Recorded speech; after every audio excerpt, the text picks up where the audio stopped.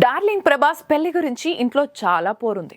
ప్రభాస్ పెద్దనాన్న దివంగత rebel star Krishnamraju నుంచి చాలా ఒత్తిడి ఉండేది. కానీ ప్రభాస్ దాన్ని దాటివేస్తూ వచ్చాడు.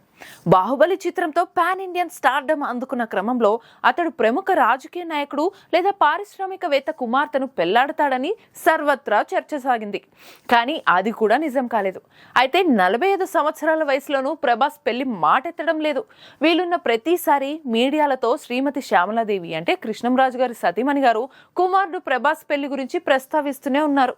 త్వరలోనే ప్రభాస్ కి పెళ్లవుతుందని ఆమె అనడం, ఆ తర్వాత అది కూడా జరగకపోవడం అభిమానులకు తెలిసిన వ్యవహారమే. అదంతా అటుంచితే ఇప్పుడు ప్రభాస్ స్నేహితుడు mega power star Ram Charan అసలు గుట్టు విప్పారు. అన్స్టాపబుల్ విత్ ఎన్బికే సీజన్ 4లో కనిపించిన రామ్ చరణ్ ప్రభాస్ పెళ్లికి సంబంధించిన టాప్ సీక్రెట్ ని నిస్సంకోచంగా రివీల్ చేశారు. అతడు ఎన్బికేతో చాటింగ్ సమయంలో ప్రభాస్ కి పిల్లను వెతుకుతున్న విషయాన్ని ప్రస్తావించారు. ఆంధ్రప్రదేశ్ లోని గణపవరంకి చెందిన అమ్మాయిని ప్రభాస్ వివాహం చేసుకోబోతున్నాడని వెల్లడించారు. స్వయంగా స్నేహితుడే ఈ ప్రకటన చేశాడు కాబట్టి ఇప్పుడు నమ్మొచ్చు. ఇదే నిజమైతే అభిమానులకు శుభవార్త అందినట్టే.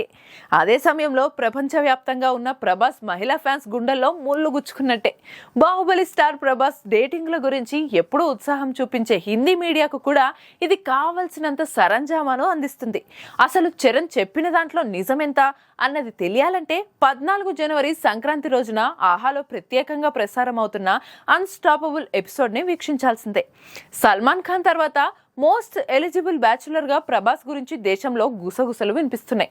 అందుకే అతడు ఈ ఏడాది అయినా అన్ని గాసిప్పులకు చెక్ పెడతాడనే భావిద్దాం.